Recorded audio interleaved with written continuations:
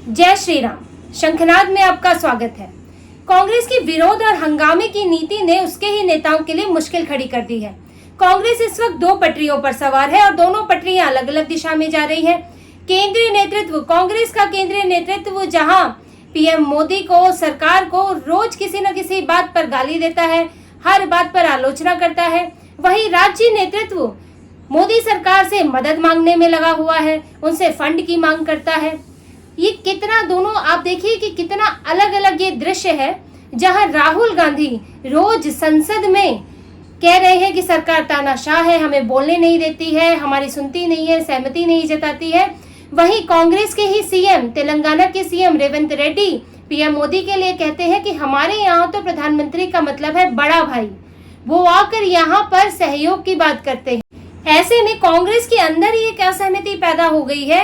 एक केंद्रीय नेतृत्व की इस नीति का राज्य के स्तर पर विरोध हो रहा है। ये बात कही जा रही है कि हमें केंद्र सरकार के साथ, सहयोग के साथ चलना चाहिए। आला कमान राहुल गांधी, सोनिया गांधी को थोड़े जो अभी जबरदस्ती के तेवर बनाए हुए हैं वो कम करने चाहिए।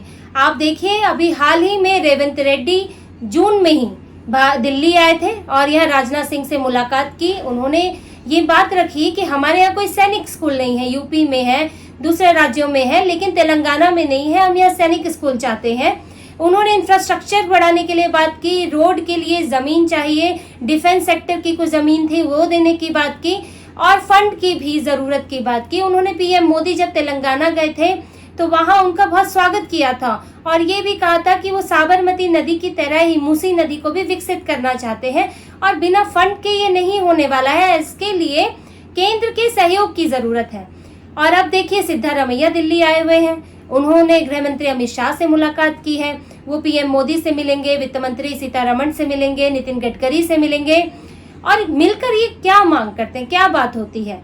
सहयोग की बात होती है। राज्य के में जो फंड की जरूरत है, जो विकास के लिए पैसा चाहिए, उसकी बात होती है, क्योंकि राज्य सिर्फ अपने पैसे से सारे काम नहीं कर सकता।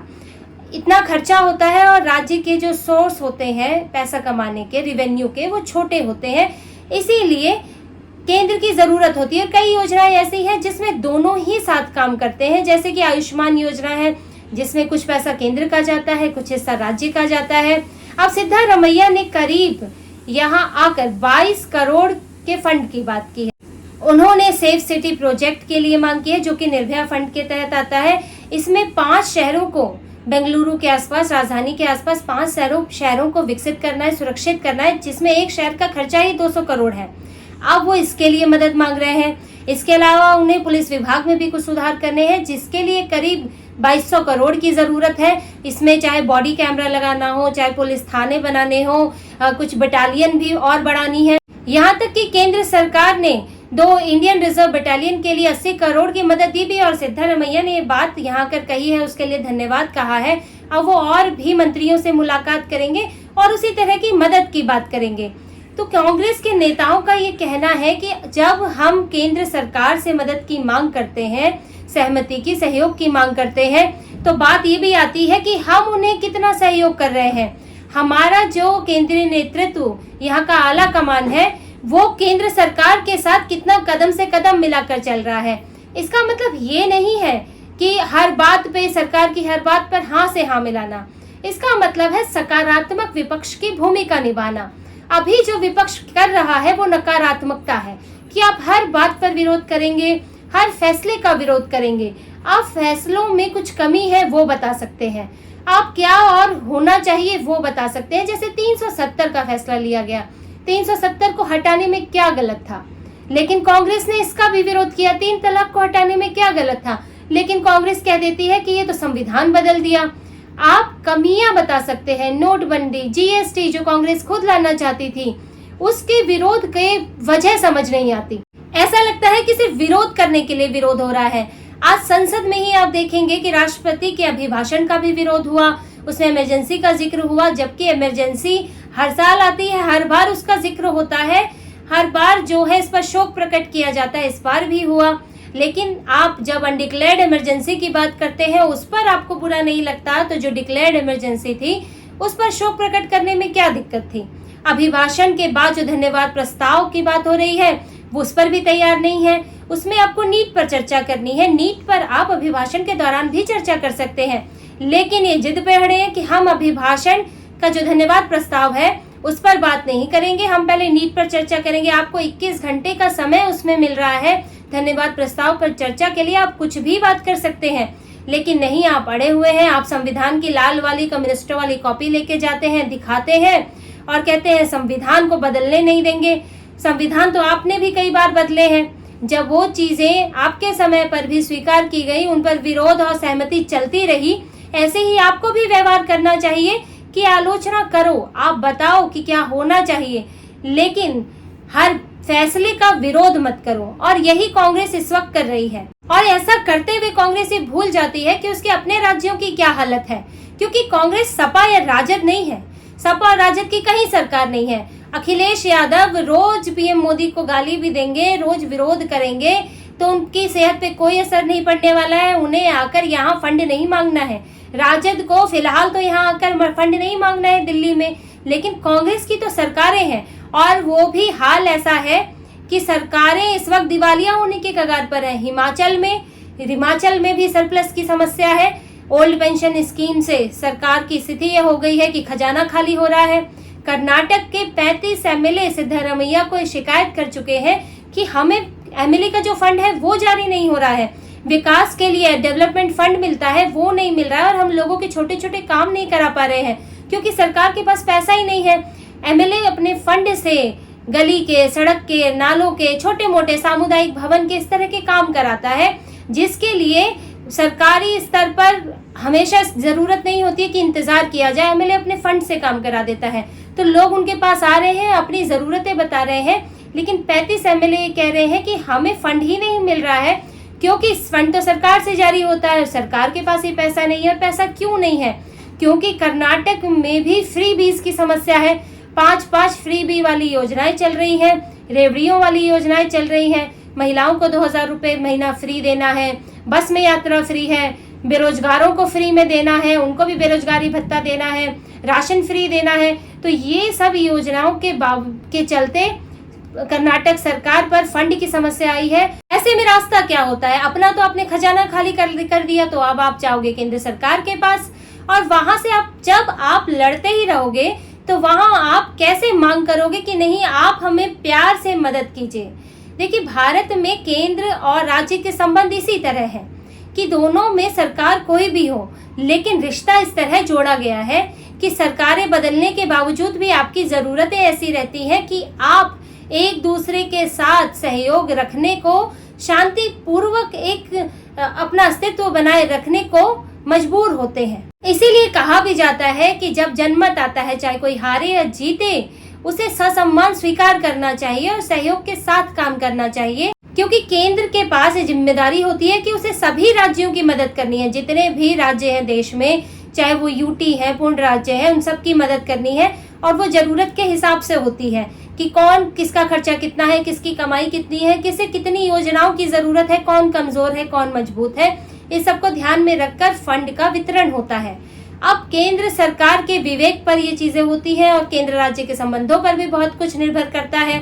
तो ऐसे में अगर केंद्रीय नेतृत्व किसी पार्टी का, कांग्रेस का केंद्रीय नेतृत्व यहाँ केंद्र सरकार से लड़ता है, बीजेपी की राज्य में जो इकाई है वो भी इसी तरह से हर बात पर विरोध, हर बात पर झगड़ा करे, यहाँ से केंद्र सरकार पर प्रेशर डाले कि वो राज्य स्तर पर उस तरह से मदद ना करे जैसा वो करती आई है, तो इससे केंद्र सरकार पर दबाव पड़ेगा। आखिर उनको भी तो चुनाव जीतना होता है, उनकी भी तो अपनी राजनीति है, उनके भी तो अपने नेता हैं, वो उनकी भी तो सुनेंगे। अगर इसी तरह से झगड़ा चलता रहा तो ये तो मजबूर हो जाएंगे कि उन्हें भेदभाव करना पड़ सकता है।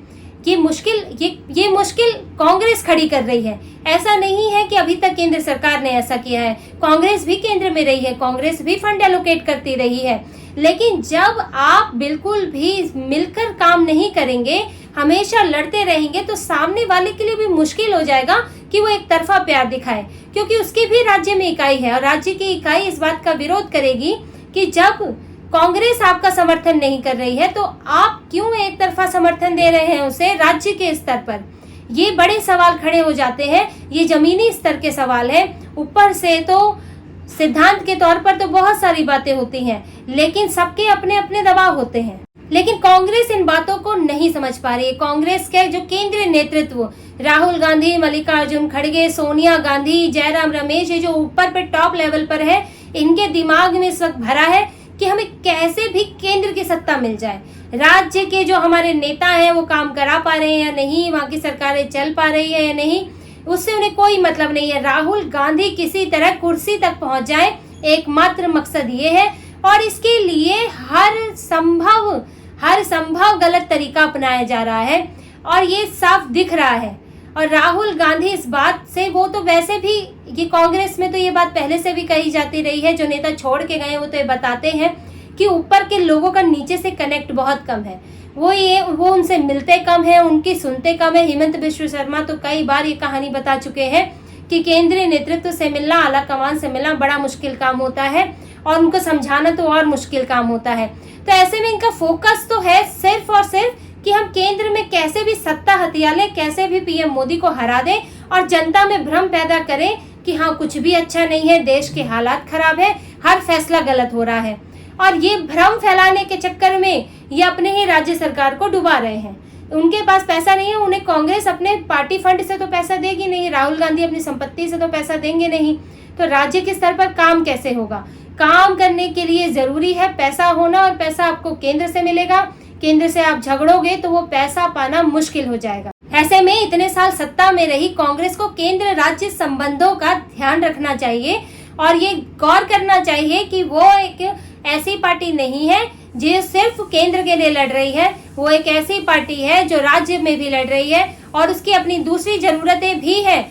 उसको सिर्फ अब संविधान की बात तो छोड़ दीजिए, देश चलाने की बात तो छोड़ दीजिए, उससे तो लगता नहीं है कि कांग्रेस को बहुत सरोकार है, लेकिन कम से कम अपनी पार्टी, अपने राज्य स्तर की पार्टियां चलाने के लिए ही कम से कम अपने रवैये में थोड़ा बदलाव लाए, क्योंकि अगर उसके नेता राज्य स्तर पर काम नहीं कर पाएंगे, लोगों में रोष बढ़ेगा, सरकार का घाटा बढ़ेगा और अंत में लोगों का गुस्सा जो है वोट पे निकलेगा और वो राज्य की सत्ता भी गवा देगी।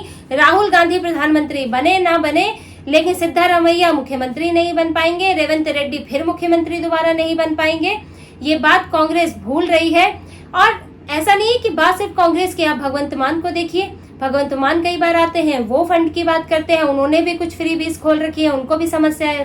पंजाब में भी इस बात की समस्या चल रही है, वहां पर भी कर्ज बहुत है सरकार पर, वो यहाँ आते हैं, ममता बनर्जी आती हैं, पीएम मोदी से मुलाकात करती है, भले ही वहाँ कितना विरोध करती है, तो दूसरे मुख्यमंत्री भी इस बात का ख्याल रखते हैं। ममता बनर्जी भी ये देखती है कि किस मुद्दे पर सरकार का विरोध करना है, कहाँ आपको शांति से निकल जाना है, वॉकआउट कर देना है। अभी स्पीकर के मसले पर यही हुआ, ममता बनर्जी की राजनाथ सिंह से बात हुई थी और उन्होंने इंडिया अलायंस को सपोर्ट करने से मना कर दिया, वॉकआउट करने की बात कह दी ममता बनर्जी ने।